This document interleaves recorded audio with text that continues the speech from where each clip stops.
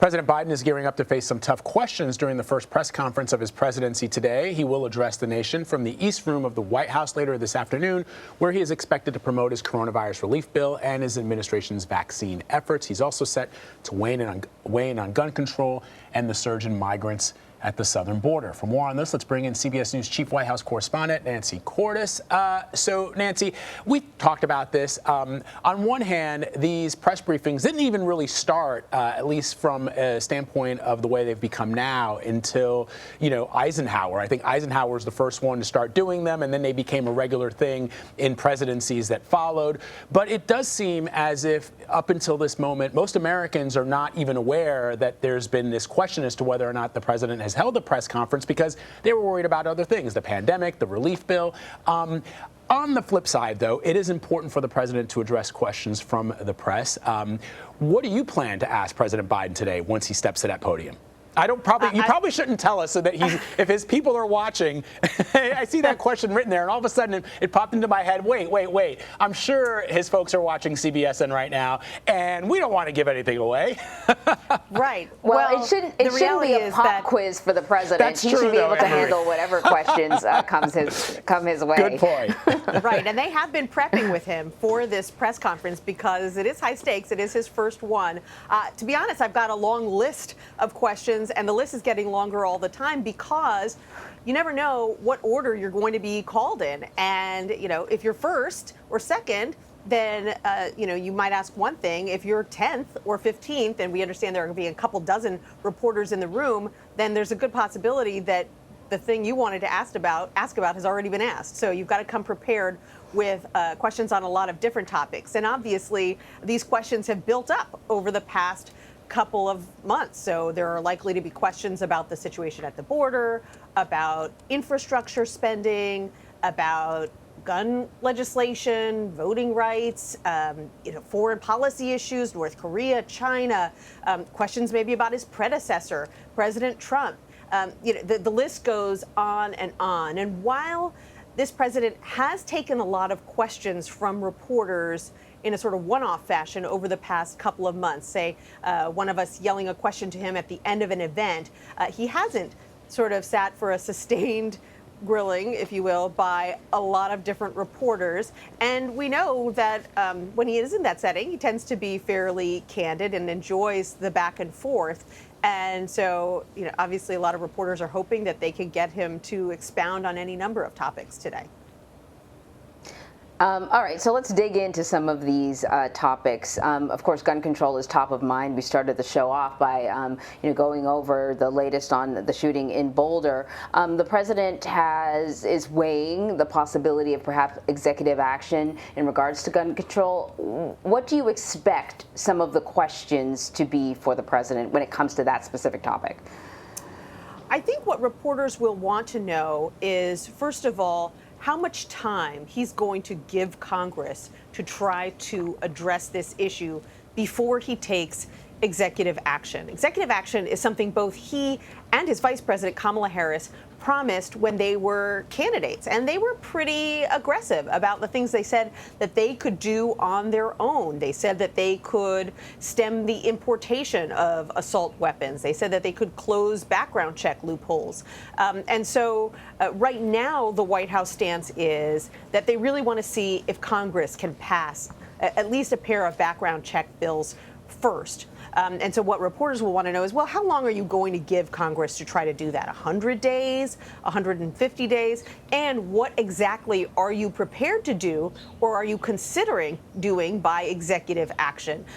Will you, for example, ban the sale of so-called ghost guns, or basically gun-making kits, to criminals or people with a history of domestic violence, that kind of thing? Reporters are going to want to know just how aggressively this president plans to tackle this issue, given that he said on the campaign trail that on day one he was going to introduce legislation that would remove liability protection for gun manufacturers. He said that this was a very important issue for him. Also expected to come up today, immigration at the southern border. Yesterday, President Biden tapped Vice President Harris to work with Mexico and Central American countries on the issue. Before that announcement, CBS News spoke exclusively to the vice president. I want to play a bit of what she had to say about the border crisis. Okay, look, it's a huge problem. Are we looking at overcrowding at the border, in particular of these kids? Yes. Should these kids be in the custody of HHS, the Health and Human Services, instead of the Border Patrol? Yes. Should we be processing these cases faster? Yes. Nancy, break this down for us. What does this appointment signify? Why was Vice President Harris picked for this job? And what do we know about this role that she's about to undertake? Well, President Biden said that he picked her because she's the best person for the job. She was also picked most likely because, let's face it, vice presidents often get tasked with dealing with some pretty intractable problems. Certainly President Biden did when he was vice president. He got a similar assignment to deal with a very difficult immigration problem. He was also tasked with dealing with Iraq and dealing with the implementation of the Recovery Act. So he is now sort of passing that favor on to Vice President Harris. It's clearly a high-profile role, and it's one that will likely keep her busy for some time to come. And it also gives her an opportunity to burnish some of her foreign policy credentials, because what the White House has said is that she is really going to be focusing on the root causes of migration to this country from so-called Northern Triangle countries in Central America, which could potentially mean foreign travel for her, and could raise her profile in that way. On the other hand, you know, it is not an issue where you get to tout a whole bunch of successes and cut ribbons. You know, it is a really, really difficult topic that is, and it is one of the most challenging topics, some would call it a crisis, facing this presidency in its early days. So it's definitely going to be a big test for the vice president. Yeah, certainly the president's critics have called the influx at the border a crisis. His administration has stopped short of saying that. Right now, there are more than 16,000 unaccompanied migrant children that the U.S. is holding in facilities. To make matters even more contentious, neither the president nor the vice president have made a trip to the border, nor the First Lady. And, you know, it was sort of announced that she would be taking an interest, if you will, in the issue of family separation. She hasn't visited the border either. Do they have any plans to go there anytime soon? Well, Vice President Harris told CBS This Morning yesterday that she is willing to do that. The president has also signaled his willingness to do it. They haven't got any plans on the books right now. I think that this is a very delicate PR issue for this White House, because on one hand, they are trying to show that they are caring for these migrant children in a humane way, and that they are, dealing with this huge influx in children in a very responsible way, that they are moving them as quickly as possible to appropriate facilities where they've got space, where they've got social services, where they're working quickly to place them with families.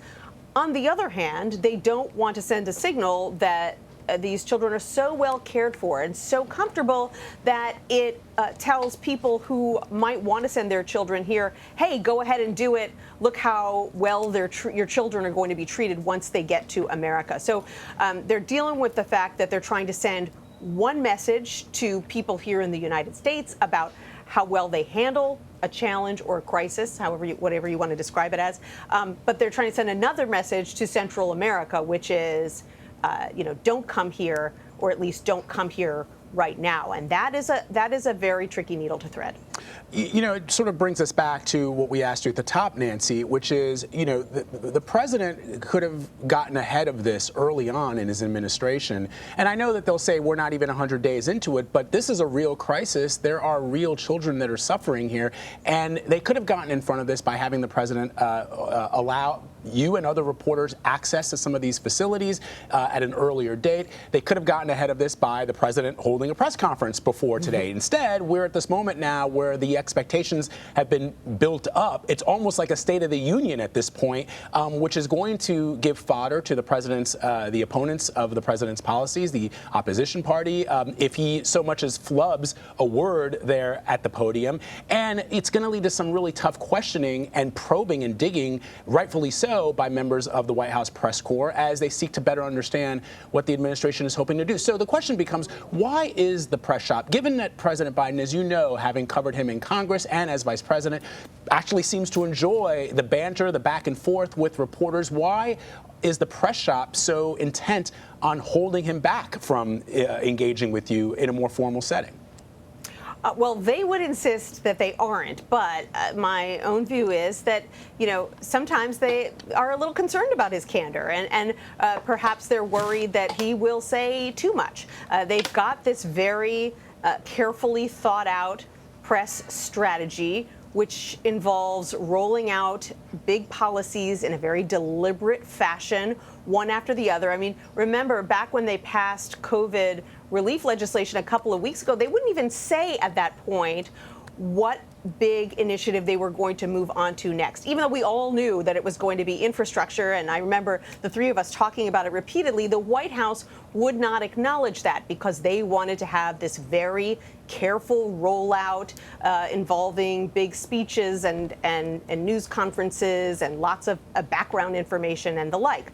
In fact, the president is going to be speaking about the issue next week. And so I think there is a concern that, when it is sort of a free-for-all situation where the president is taking questions from dozens of pesky reporters for at least an hour or more, that perhaps that will interfere with their very careful strategy. Nevertheless, he is someone who has been willing to take questions up until now. The difference is that the kind of question you ask when you're shouting to him at the end of an event is very different than the one you would ask when you're just sitting there, and you've been granted a question. Because in the first instance, you're just trying to get his attention, trying to get him to come back to the podium and answer something, which he's not going to do if he doesn't really like the question or see value in answering it. When you're at a press conference, he's basically got to engage with the question, even if he doesn't like it.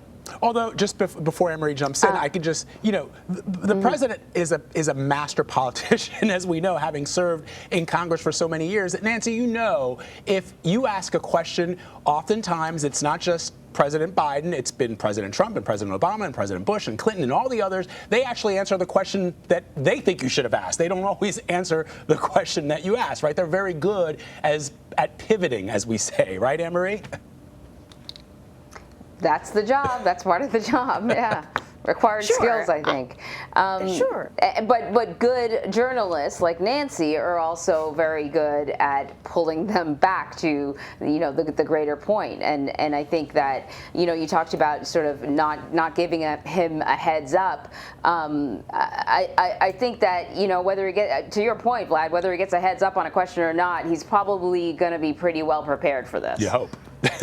Right, and I will say that, it's a pretty time-honored strategy for all White Houses that you want to hold a press conference after you've had some big success that you can tout. And it was clear that this White House wanted to wait until they had passed the American Rescue Plan, which was 2 weeks ago. Then last week, he and the vice president were on the road most of the week selling it. So they would argue this is really their first opportunity to hold a press conference, and they would argue that they've been pretty busy since they came into office dealing with a major pandemic and trying to reinstitute some systems and processes that were perhaps set aside during the last administration. Yeah. Well, we'll all be watching. We'll be listening out for your voice, Nancy. Maybe some of those other journalists are pesky, but never you.